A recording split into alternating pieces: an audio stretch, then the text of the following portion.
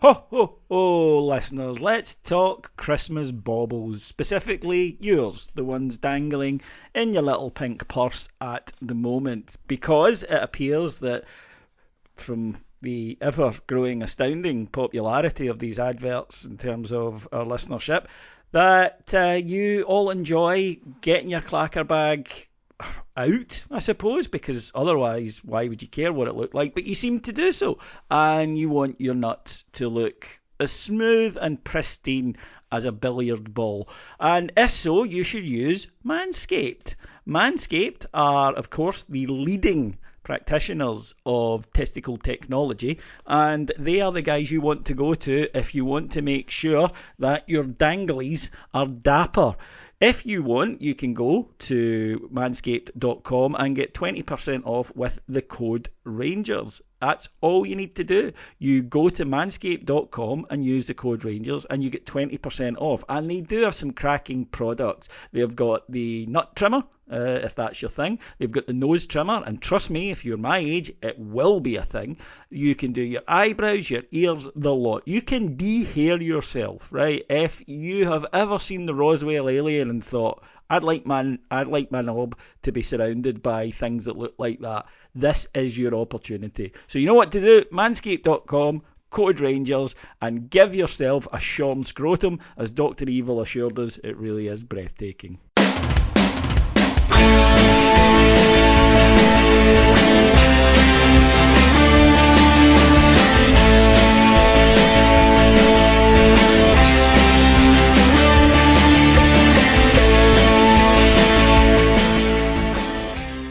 Welcome to Heart and Hand, the Rangers podcast. My name's David Edgar. I am your host as always, and I'm joined this week by two delightful fellas. First of all, the stylish man around town, the mellifluous master of melodic melodies, Mr. Martyn Ramsey.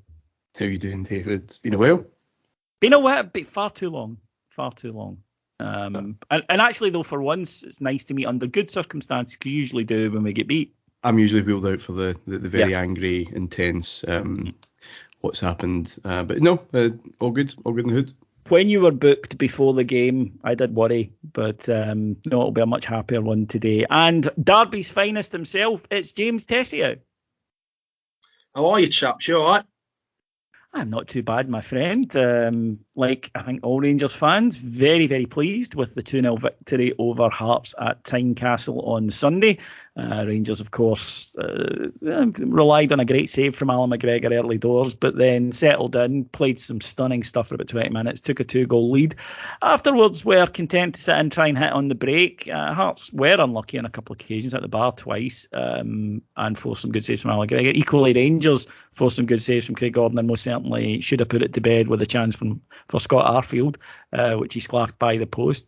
But, Martyn, overall, a visit to Tynecastle, you will take the victory pretty much any way it comes, particularly in light of the recent record Rangers had there. Oh, you take that all day. Certainly taking it as we were walking out of Hampden. We certainly take the last 5 or 6 games as we were walking out of Hampden in late November. It's been incredible.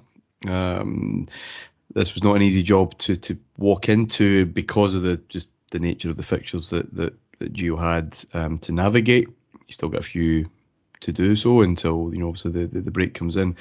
But yeah, my word, this was probably the one, and certainly in December's games, take the Old Firm as being something completely different. But in terms of December's fixtures, this was probably the toughest. In fact, no probably about it. This was the toughest. And Tynecastle's a hard old place to go, and so the first 5 or 6 minutes proved that's exactly what you expected to see from them. They're a decent team, clearly, especially at home and especially against us. So we had to stand up to that early on, but we had to play our stuff as well, and I'm sure you get into it later on, but too often our trips to Tynecastle, trips to Tawdry, sometimes Easter Road, have been the battles that the home side has wished desperately for in the past few years. And sometimes we've ground that out and that's been fine, but other times we've been drawn into to something that's not been quite as productive, and I don't think that happened at all on Sunday. Well, I'll stick with you, but then turn it over to Tess. Same question. I was going to get into this later, but nice natural point in the show to do it. Some of them we mentioned on here before. Not so much last season for obvious reasons, but certainly season before. Is there a question that perhaps Steven Gerrard got too caught up in that battle element? He would always refer to it in the week before the game. It's going to be a battle. We're going to need to be up for it. And it became that attritional war. Yesterday was a football match. And yeah, there were some tackles flying in, but Hearts were trying to play football in the front. They had some skillful players. We were trying to play football and did so at times with some great football. I actually thought it was see if you were a neutral and you sat and watched that, it was a really good, exciting match with a good atmosphere. I think people would have enjoyed it. And that was something that was brought up as this previously. Maybe some Gerrard, particularly there and particularly against Aberdeen, home and away, got too caught up and it's going to be a huge battle, and actually ended up playing slightly into their hands because that suited them. Yes, I don't think there's any doubt about that. Where you could give him leeway, especially for the first year or two, is because Rangers had been losing that just generally that physical battle in Scottish football. We were a bit of a punch bag, we were a bit of a soft touch, bit of a laughing stock. And part of his approach to taking the job, and the many comparisons with Souness David, as you know from whenever he arrived at Ibrox, a lot of them unfair, but this one probably not. That they both took a bit of a physical approach to making a stamp back on Scottish football. And I think there's some legitimacy to approaching these games with that kind of attitude, with the fear that if you didn't and Rangers hadn't, you would get run over. But that war's kind of been won, and it was won probably a lot longer before he kind of finally realised that. Anyway, we're talking about the here and now and going forward. It's certainly been won, and I don't think that comes into the new manager's way of thinking too much. He knows Scottish football. You know you're still going to have to be physical. You're still going to have to stand up now and again in points in the game. But if you make it too much about that, you're dragging everything down to the level of our opponents, and that's not going to work. I thought we got the balance overall right on Sunday. We had moments, especially in the first half, that 10, 15, 20-minute period of some blistering counter-attacking football, where we looked like we could score more. We did in the second half as well. And that's just about trusting your skills, trusting your ability, trusting the fact that we've got better players. And Hearts may be slightly different than they were before. They're probably a bit more willing to play football than they were before they came. They went down and came back up. So there's that element to add to the equation. Pittodrie might not quite be the same thing. There's still going to be that decision to make over how much we get drawn into a battle there. But I don't think we descended into the kind of turgid, entrenched kind of game we've seen there before. And listen, we've won there. I think the Morelos and Golds, I think, scored, and this time of the year, maybe Arfield gets Gerrard's first season. Remember? Yeah, of course. So it came up trumps, but we've been sucked into other things before, and I just don't think we did that. And it was we rode the luck, obviously. Listen, opponents are allowed to attack you, right? They're going to create chances. Your goalkeeper making saves is not luck. That's what he's there to do. And the Bassey one is that's the bit of fortune, I think. The boy missing the chance soon after that, I suppose you could put down to luck as well. But as you said, we could have easily had a lot more. We were well worthy of the 3 points in a fixture that, if we're being honest, most of us saw as being pretty precarious. Tess, the other side of that question then to you, is this a case then of the manager, he named an attacking lineup, wasn't two holders, Scott Arfield was in there, and is it a case of I trust that front four, who at times were absolutely electric yesterday?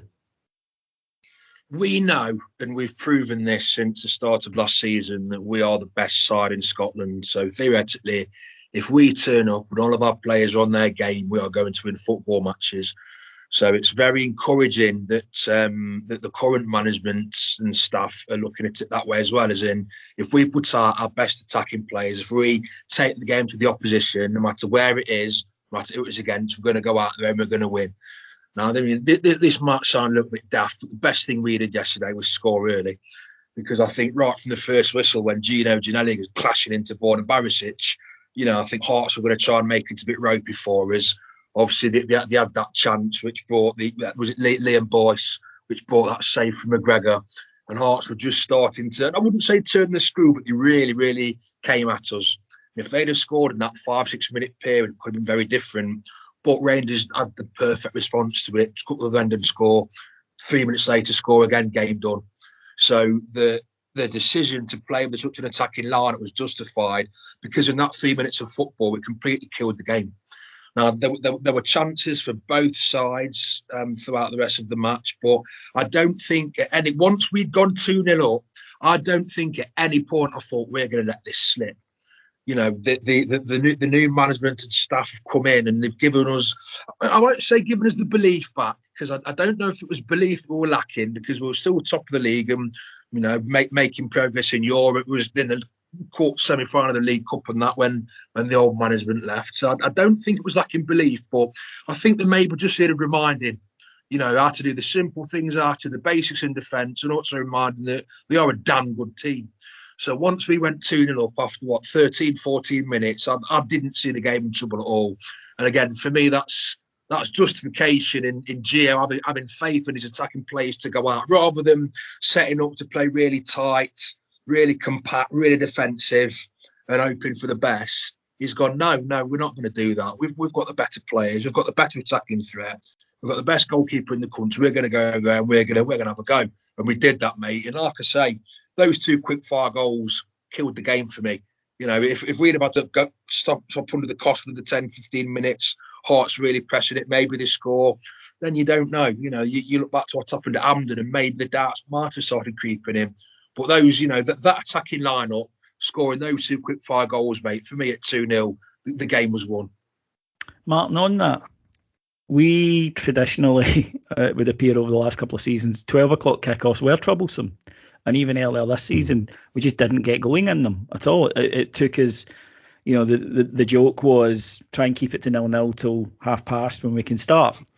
And it wasn't always the case, but more often than not, Rangers were very slow starter in these games. That's two now, both coming on the back of Thursday night European trips or European games. And Rangers have been 2 up inside 20 minutes. Is that just luck, or is it a mentality thing, or what? Okay, it probably feeds into the kind of generally accepted narrative that there has been a new boss bounce, that you have a talented squad who have just been refreshed and recharged and getting slightly new messages, and again from someone whom they respect. So it's just given that bit of life. And the whole narrative about Rangers not starting, I think there probably was a sense in these games that, listen, they're going to come at us. It's their big day. Let's just weather that, and they'll blow themselves out, and we'll win the game, which we would normally do. And listen, there was a bit of that on Sunday. It didn't last particularly long, but Hearts were all over us for that first few minutes. So it's probably just a wee bit of both. But I just don't think there's any panic. But I don't think there really was before. I mean, how many times did we go one goal behind and still manage to get something? So a little bit fresher, a little bit more able to get on that front foot a wee bit earlier. But I think that's just life at the Old Firm, going away from home, especially in the televised games. You know that you're going to be hit immediately, so kind of ride that out and then pick them off, really. Yep, and I think that Rangers most certainly did that. Great stop early on, as I say, Tess from McGregor, who is looking back to his best after probably his worst game in a long, long time against Hibs. In that, he wasn't alone, obviously, but interestingly, rotation has in the main stopped. John McLaughlin came in for that game against Lyon, but that was part of a raft of changes for a game that was done, or not done, but a game that didn't mean that much in the grand scheme of things. That's the kind of rotation I expect of a goalkeeper. Getting the odd cup game, I would expect to be playing against Sterling, for example. Not every week, and it felt like certainly if there were 3 games, there would be 2 goalkeeping changes. again, is it too simplistic to say, well, that's what it is? Or equally, can we only go on the evidence that we've got? I think it felt to a lot of us like that it was very much a passing of the torch from McGregor to McLaughlin.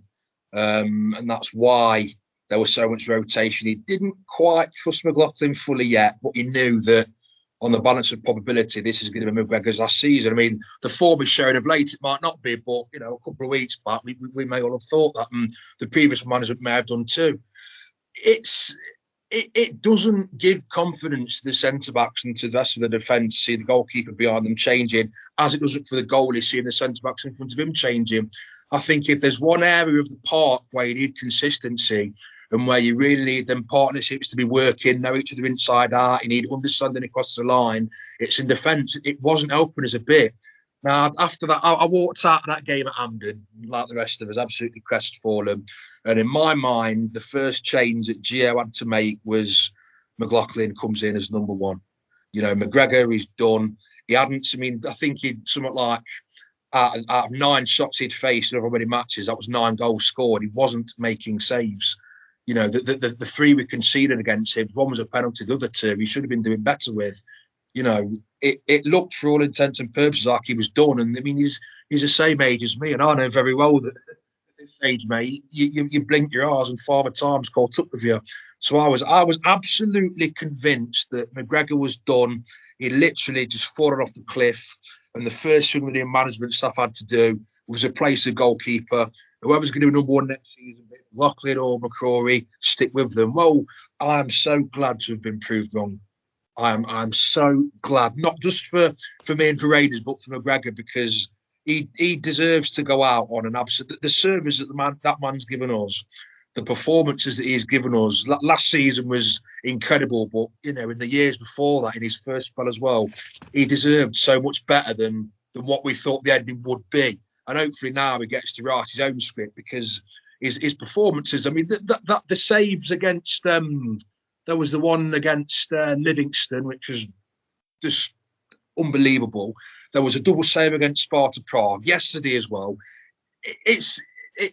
From 3 weeks ago at Hampden, it's like a completely different player. And I don't know what he's been putting on his cornflakes, mate, but it's whatever it is, it's certainly working, because, it feels now we've got, I don't know, again, the guy's 40 next month, but it feels strange to say, yeah, we've got the old McGregor back.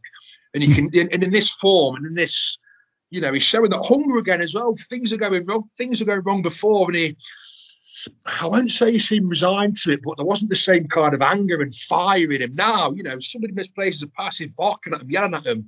Obviously, there were the amusing words that he called the referee yesterday as well. It seems like he's got that fire and that passion back, and with that, it comes a performance level as well. And I think I speak for all of us when I say that we are so glad to have him back.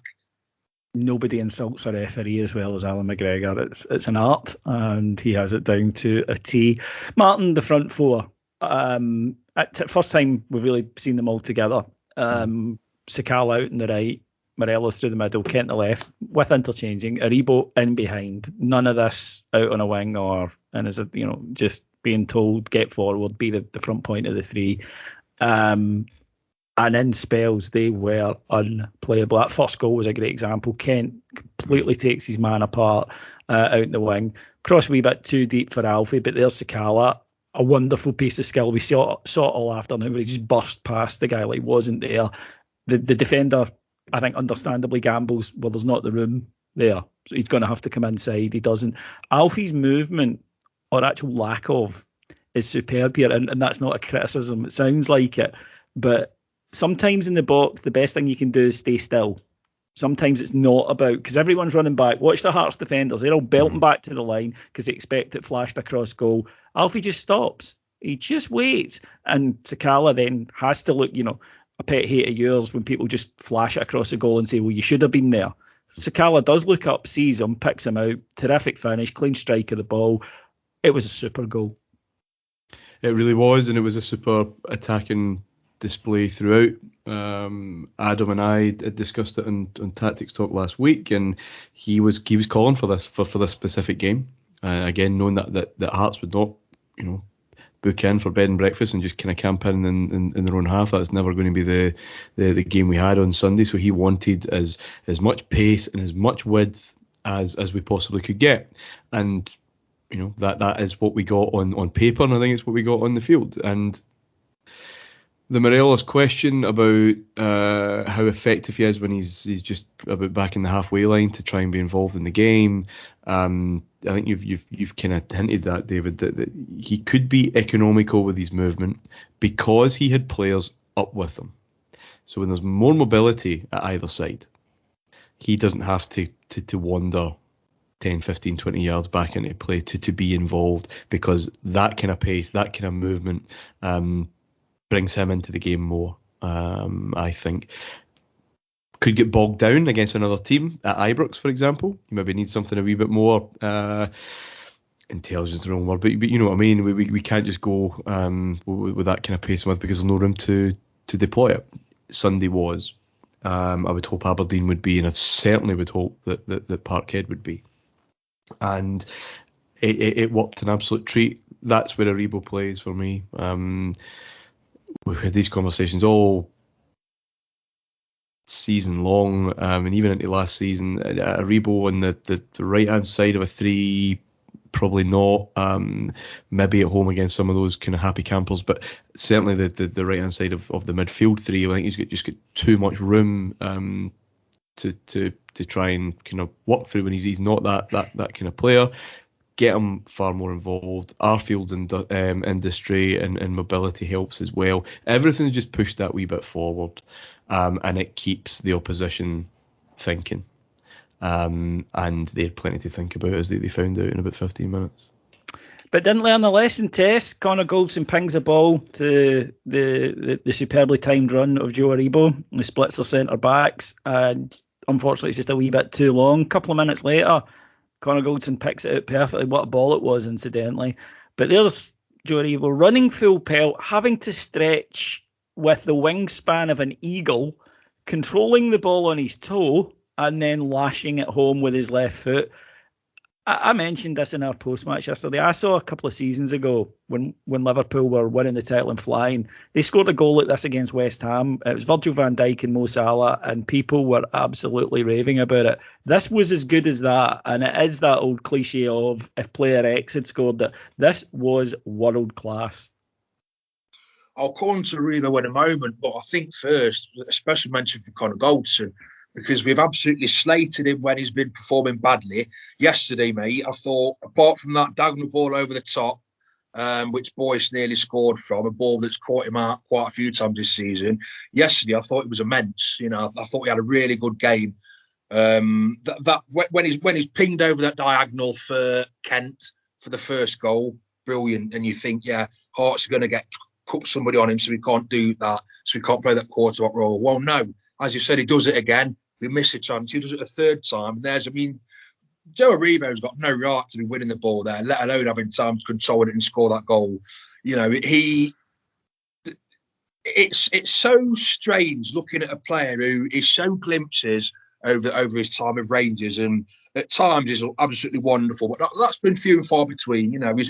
He's drifted in and out of games, and it might not be the tactics or the motivation or whatever. You just don't know. But it seems like Gio's just unlocked something in him, and I don't know if that's as Gio experienced. Obviously the previous Stevie Gio never played proper football for Liverpool. Forget the MLS, So that's all he ever knew, the blood and thunder and the rush of English football. Whereas Gio is a lot more cultured. He played in that he won the European Cup with that Barcelona team that went on to be arguably the greatest of club side of all time. So he knows a thing or two about flair and about, like I say, cultured players. And I just think he's took Aribo to one side and goes, look, I've seen what you can do. Go and do it. And he's just freed him. He's not like a completely different player, because we have seen glimpses of that in the past. But now he's doing it. Was that his fourth goal in 5 league games? He's now doing it week in, week out consistently. Playing in that number 10 role is absolutely terrorising defences. And he's got an end product as well now too. Like we say, he's got absolutely no right to be controlling that ball, having the time to set himself up, and then smashing it past the second best goalkeeper in Scotland. The confidence that he's playing with at the moment and the freedom, you just wonder that we know he's going to leave us with big money. You just wonder if he continues that trajectory, come the summer, mate, is somebody going to come with an offer we can't turn down? Because the way he's playing at the moment, it's undoubtedly the best numbers of his career in terms of goals and assists. It's the best form of his career. It's the most consistent. And like I say, I can only put that down to Gio. You know, he's played in a lot of different countries. He's seen a lot of different football. He was a very, very cultured footballer himself. I just think he's unlocked something into Aribo that if he carries on, mate, he's going to be unstoppable in this league. That's an interesting one, Martin, because if there was one player that Steven Gerrard did believe in, and there were more than one, but one particularly was Joe Aribo. He was a huge fan. Joe Aribo did not have spells on the bench. He loved Joe Aribo. And I think it would have been legitimate to wonder when Gerrard left, because one of the main reasons Aribo came north was Steven Gerrard. That was a big selling point for him. And I think it was legitimate to say, will he be one of the ones who's maybe, you know, not as receptive for whatever reason, or misses the old manager, just the human nature, you know, you can miss a former boss. But as Tess said, there is something. I think he's been our most consistent player this season. He's the one who's always been available for a start, but he has added numbers recently. You know, that was a criticism earlier on in the season. Now he looks like either scoring or making a goal every single match. He's going through, well, let's say it's a purple patch just now. I would agree that over the course of the season so far, he's probably been the most consistent, without absolutely pulling up trees before now. But he's now really getting in the numbers, as you said.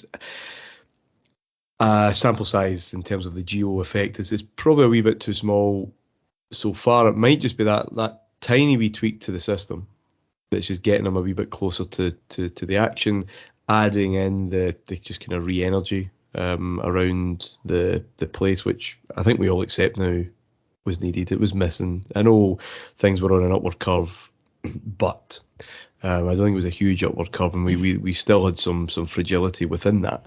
So I think it's just the combination of all the other things we've talked about, and maybe his positioning in the field is just allowing him to bear that particular fruit. But pleased for him, because he is always available. He does always show he's more suited to other games than some in the past. But perhaps events like Sunday, and especially if you can do the biz, if you can continue this run for the rest of the month and the new year, then that changes that narrative a lot. Because at the minute there's quite a few that he's good against Ross County, and you need players that are good against Ross County, by the way. That's what's tripped us up those first couple of seasons, or teams of that nature, sorry. But he's really starting to enjoy his football again, as do they all. They certainly look it, and I just think it's just a general bounce, to be honest. Tess, confidence is a preference for the habitual voyeur of what is known as park life, sang Damon Albarn in 1994. And confidence is also useful in a footballer. As an example, can I offer you Fashion Sakala, who right now looks as though every time he gets the ball, he is going to destroy the player he's up against, and quite often is. There were some beautiful moments, the goal in particular yesterday, but there was one in the second half where he gets the ball, looks up, there are 3 Hearts players in front of him, and he just runs past them all. And all of them are in his slipstream going, what the hell just happened there? He's a very exciting player, but he is playing with bags of confidence. I think one of the main things about him is he's got, obviously anybody who follows him on social media will know that he's a very spiritual man. And I think it's that faith that gets him through, because now he's getting that faith in his own ability. It is getting that confidence. And again, his numbers are good this season too. His assists are good.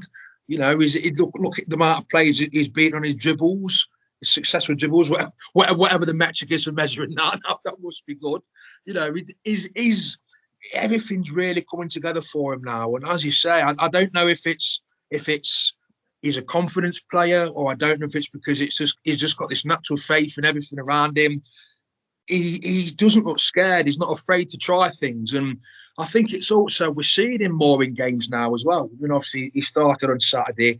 He's come off the bench a few times, started a few times, but he's doing the business for us, mate. It's not like he's calling for a little cameo and he does a bit of a trick and we all cheer because he's a cool hero. No, he's a really dangerous player. He's a serious opponent. You know, it's really good to see, because we brought her in summer for a reason. And let's be honest, none of us are really quite sure what it was, because he wasn't going to, he wasn't the target man in the manner of outfit. And at the same time, he wasn't really one of the inverted number 10s. But it seems that, he was playing through the middle and he got that against Motherwell. But it seems that he's played even better since he's been playing as a proper winger and getting chalk on his boots. He's got pace to burn. He's got confidence and he's got trickery. If you see him, if you're a fullback or a centre back, you see him bearing down on you, especially when the pitches are slipping that as you're now, mate, you must be bricking yourself. But it's every game that he's doing it, something don't come off for him. He don't worry about it. He just dusts himself off, sharps the ball again, and then he's away. And he's like, so I think the main thing is he's getting an end product now. He's not like he's trying all these things and he does a couple of wee tricks and we all think, oh, great, he's nutmegged somebody and then puts it into Rose's head. No, he's doing all these little tricks and then he's getting a goal, or he's creating an opportunity, or he's skinning players and making assists. It's it's a shame for Hadji, because I can't see now how we can deviate from that front three. If all three are fit, all three play, because they are dangerous. There's pace there, there's aggression, there's power, there's confidence, there's belief, all things that as a defender you do not want to be facing. So I do feel a bit bad for Hadji, and I do. I mean, I've mentioned before, I wonder if his position is a little bit more withdrawn as a central midfielder, and if anybody's going to do that, as I said before, Gio was very cultured. He's seen how they play the game on the continent. I think if anybody could do it, it would be him more so than Gerrard, because as much as Gerrard is one of the best players I've ever seen, he was a force of nature. He's very much blood and thunder. That's never been Hadji's game and never will be. So so I think Gio's going to be a bit of a better teacher for him than Stevie G was. But no, it's mate. In all areas of the park, people are starting to. I don't know if it's because he's simplified it at the back and let the forward players have a wee bit more freedom. That seems to be the way it's gone with me. But we just seem to be flourishing, mate. And the form of fashion Sakala, for me, that's a perfect example of that.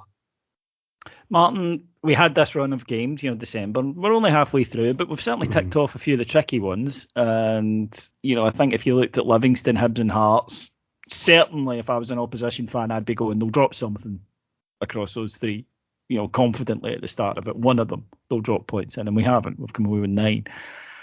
We've got 3 home games coming up. Now, they're not gimmies, and we're going to start by talking about St Johnstone, because they have been tough opponents for us over the last 18 months or so. They're going through a really bad spell at the moment, but they're stuffy and they work hard and they're organised. And against Rangers, there isn't that pressure to come out and get a result. They've maybe lost the players like Svali McCann and Kerr who could get them that, but they still know how to defend. So they're not gimmies, but equally, what an opportunity to put on some scoreboard pressure, as you would say. Absolutely. St Johnstone, we'll see on Wednesday what we're faced with. They do not look like the team that gave us so many difficulties last season, and even earlier but the season at McDermott Park, you and I remember.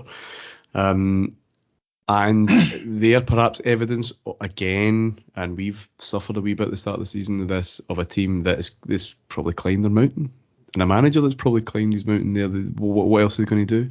Going to win 2 cups in a season again? They've reached their emotional goals, and so it starts to tail off, because we're dealing with human beings and not robots. I'm not overly concerned about how stuffy they're going to be, even if they were. However, out of all this run, David, and obviously Sunday was huge. Still been really impressed, maybe not most impressed, but really, really impressed with how we dealt with the Dundee game at the start of the month, because that's your bread and butter. It's been awkward for us in the past. Ibrox can be a difficult place for Rangers teams to win when they haven't scored early and teams are really camping in, and I thought we dealt with it so well. The attitude, but also the game plan. And Van Bronckhorst has come out with he's a very different manager, and he's different in his presence. I'm sure you would agree, certainly in the media room. Mm. But he's good at his little quotes and his little sound bites, his little phrases, and obviously keeping the zero is the thing that's really landed. But I liked what he said in after the Dundee game. It's like we have to basically make teams know that there's nothing for them here. They don't have a chance. And hopefully the next 3 games will show that kind of relentless dominance that I thought we showed a lot of against Dundee, because it's so important. The hard work, theoretically, a lot of the hard work has been done. It would be very, very frustrating to chuck a draw in now. So it's really, really turning the screws. You're right.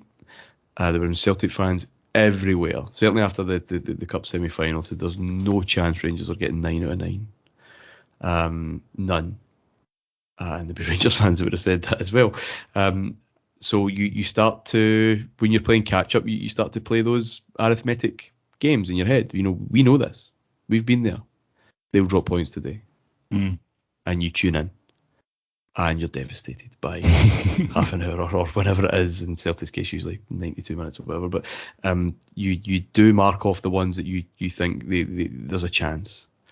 And it's soul destroying when it just doesn't happen. When it keeps not happening. Yes, exactly. Yeah. Exactly. So that part's been done. That gets shelved. We've also got 2 huge away games at the other end of this. But you're right.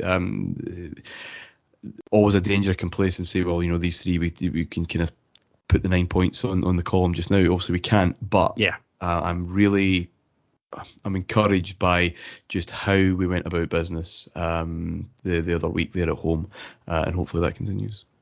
Yeah, that's a good point, Tess. And Mark mentioned it with St Johnstone that sometimes your race can be run, and that can be a longer term thing. I think it's maybe been something that we're beginning to think might have been the case with Steven Gerrard.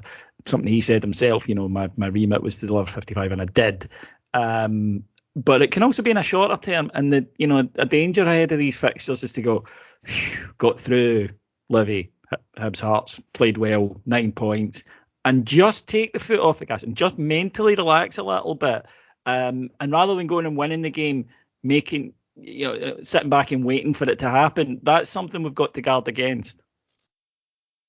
Yeah, we've got a lot of positive momentum going for us now. And I think you can see, again, I mentioned before, I didn't really know if it was about belief in the players that they were lacking, but you can certainly see that they've got it in abundance now. I don't see them letting it slip. We've got these 3 games coming up. Anything less than 9 points is unacceptable, absolutely unacceptable. 3, I won't say very winnable games, because anything can happen. Yeah, but you get your goalkeeper sent off in the first minute, 2 players go off injured, anything can happen, mate. But they are 3 games we should absolutely be taking 9 points from. And the mentality that you can see emerging again in the players, that steel, that fire, that desire, that fight, let alone the fact that certain players are hitting form at the right time. We've just spoke about Sakala. Every game Kent gets fitter, he's looking better. Alfie, look at his goal against Dundee last week. That's Alfie. That's the Buffalo, just smashing his way through. You know what I mean? He's and the chance for Alfie and the chance for Arfield yesterday was that just not giving it up.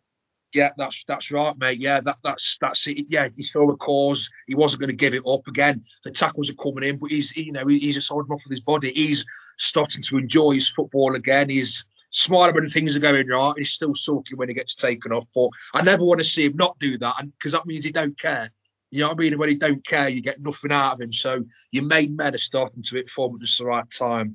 We've got a fully rested Stephen Davis to come back in, who is good as Aribo is at the moment. When Stephen Davis is in the mood, he's the best midfielder in Scotland, even at the age he's at. So you've got a fully refreshed Stephen Davis to come back. You've got Bakuna. I was saying yesterday, throw him on, but, realistically, that wouldn't have worked. But, he's an option as well. So we'll look with the players we've got. They're hitting form at the right time. The defence have tightened themselves back up. We've got players on the bench champing at the bit, eager for their chance, fresh, ready to come in, strengthen the team, maybe change it a little way if it needs change, not that it does. So, yeah, we can't take anything for granted. you just in football, in life, you can't. But these are 3 very winnable games, and the way things are going forward, the momentum that we've got, and the fact that your main men are starting to show why they're the main men, I've got absolute faith that we're going to do the business in all 3, matey. Martyn, Hearts had cut Rangers' allocation to 1,000 yesterday, and I think it's been a long established policy here on Heart and Hand. We've got no problem with away teams doing that if they can fill their own grounds, but it is incredibly frustrating when they can't, and there are empty unsold seats and thousands of people at home watching TV who would have loved to have been there. I didn't get a ticket, you didn't get a ticket, Tess didn't get a ticket. The only one out of all of us on Heart and Hand who got one was Andy McGowan, who checks notes, runs his own bus, and is in charge of their ticket allocation. Well, like a Soviet election, and he's. I mean, he's open about it though, isn't he? I mean, he'll do the draw and go, lads, you're not going to believe this, but I've come out again. Or the 1 week he didn't win, it was his wife. But anyway, I digress. But not that it stopped him sending us a photo on Saturday night of his ticket lying on his chest, just to wind us up. But is there something that authorities should step in on? As I say, I've got no problem. Genuinely no problem. If Hearts can sell 20 of 21,000 tickets to their own supporters, do it. Fill your ground with your own fans, the guys who, hopefully would come every week and not just for Rangers, but still, the future, the guys who might buy something in the club shop. I get that. It's just common sense. And I honestly don't have a problem with it, as much as I would love it to be full of Rangers fans. But when you can't, this is just stupid. Well, it is, but when has commercial rationality been a main driver in Scottish football over the last 10, 15, 20 years? It was disappointing to see the gaps, because the chat before Sunday was that they only had a few hundred left, and they really were going to kind of buck that trend. We've seen it so often. Kilmarnock had their big huff, didn't they? And would only give us one end for a bit, despite having vast swathes of empty blue seats elsewhere. So should the authorities step in? They can't. It's the clubs are. It's up to them. It's quite say it's commercial suicide, but it's not. It's clearly not the best commercial decision they could make. But that sadly is up to them. As frustrating as that is for us. The Bears who did go made themselves heard. They really did. They did well. Finish. Superb. Deserve congratulations. Yeah, it was noticeable, even on the TV guys, that who was doing the singing. So onwards then to the other big news of today, and that's Rangers Europa League qualification round. It's the round of 24, which will go down to then the round of 16. It's this newfangled thing they've done this year. 8 teams dropping in from the Champions League, and we got one of them, and we got one of the bigger ones of them. A team that I think would fully have expected to be in the latter stages of the Champions League, and that is, of course, Borussia Dortmund. Haaland et al. Will be coming to Ibrox, unless Manchester City have bought them, obviously, by then. Tess, we pride ourselves on our realism here on Heart and Hand. They will be the favourites. They should be the favourites. We have a puncher's chance, let's be honest. It will take some effort. If we win this tie, I think it goes down as one of the best results in our history in Europe. I really do believe that. Equally, the reason that you play and you fight to get through the groups are to get to play with the big boys in the elite competition. This is where Rangers should be. Yeah, we the expectations of Europe have changed over the past few years. Now we expect, as a minimum, to qualify from the group stage, because we've done it 3 years in a row now. I think there were 2 that most people wanted: Barcelona or Dortmund. Those he glamourised. Barcelona, because they're in turmoil and you've got a puncher's chance of beating them. Obviously, a trip to Barcelona, especially with our history there, what would it be in the 50th anniversary of the Cup Winners' Cup as well? It would have, and Giovanni Van Bronckhorst's former club. It would have been supposed for so many reasons, and hopefully we'll get them in the round of 16. Yeah, maybe we can get them to redraw it, because that seems to be in fashion at the moment. Well, no, we'll just save them for the next round when we've got rid of this German knob, mate. It'll be all right. Yeah, well, Martyn, traditionally over the years we've fared okay against German sides. Not so much Spanish ones, especially in Spain, but we've done all right against German mobs. You're a sober observer of all things Rangers, Martyn. This is a challenge. remind me of these okay results we've had against German mobs. I mean, the Leverkusen's the only one that Leverkusen. springs to mind us just about every time we come up against a German or West German team. Bochum against we won in Bochum, yeah. We're well done. There you go, that's Germany, isn't it? Well done for the technicality. We've done well against Dortmund, though. We knocked them out of the Cup Winners' Cup in '67. We knocked them out of the UEFA Cup in '83. Yeah. And then the 2-2 draws. 2-2 draws, which practically were wins when you think about it. Yeah. Then so we all beat of them this is completely... In fact, they've only beat us in a penalty shootout, really. Yeah. They beat us 2-0 at their gaff.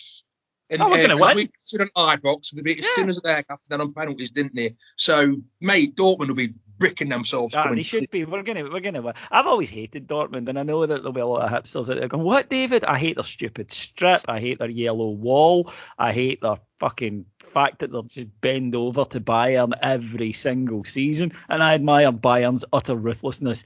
Dortmund are the Celtic of Germany with it. Oh, well, we play really good football and stuff. Yeah, well, we're the big evil side that win all the time. Anyway, Martin, you can take it to a more rational place. Anytime these draws are done in the December, I'm always one because people say, "Oh, that'd be a great game," and I would fancy them over them. I say, well, it's 2 months. I mean, it's literally a long time, and many things can happen to teams' form within that time. Even with that caveat in mind, I mean, the gap is huge. I don't know about Puncher's chance. I think we'll go into it in the right spirit. There's no expectation whatsoever, no pressure whatsoever. I can imagine it'll be the kind of game that Gio will enjoy as a coach, and certainly psychologically, and from the tactical challenge, I think he'll enjoy working with the players in preparation for that. At this stage, as I said, so much can change in 2 months. I don't think we'll be completely embarrassed. This would be the greatest result in Europe, I think, for Rangers. Because I think that gap's that big. They're not having the greatest of seasons, though. No, they're not. And they should be. We absolutely would have expected to be looking at today's draw for the last 16 in the Champions League. Haaland's future may well have a bearing, but they're still a very, very, very good team. But I do expect us to rise to that. I think there could be fun games. It'd be a huge ask, obviously, to get through. But unless you wanted to seriously have a serious ambitions of kind of continuing or as far as possible and going one better than we've done in the last couple of years, then you would have been looking for pretty much anyone else in the draw. But if you're happy with the fact, look, Europe could be a distraction, we need to win this league title. It's more important actually than last year's in the real world, not the emotional. Therefore, let's go in a big blowout, huge big tie, the glamour, good trip if COVID is relaxed by that point, and we'll get that out of the way and just knuckle down and hopefully win a double. But it'll be a fantastic couple of games, I think. Yep, very much looking forward to them, but we'll park them just now. All that matters is St Johnstone on Wednesday night. Right, folks, that will do us here on Heart and Hand for this week. We'll be back on Friday with Extra. Adam will return. Apologies for last week, but he'll be back on Friday, looking back over the St Johnstone game and looking ahead to Saturday's fixture. But if you want to catch up with us every single day from just $1.99 per month, go to patreon.com/Heart and Hand, where there are up to 5 shows every single day on all things Rangers, all things football, and even a lot of stuff out with that as well. I think you'll enjoy it. Go and give it a try. Thanks to our executive producers in London, Mike Lee and Paul Myers, and thank you, of course, to my two guests. First of all, to Tess. Thank you very much for having me, matey. And to Martin. Pleasure, Davey. Take care, folks, and we'll talk to you again next week. Till then, bye-bye.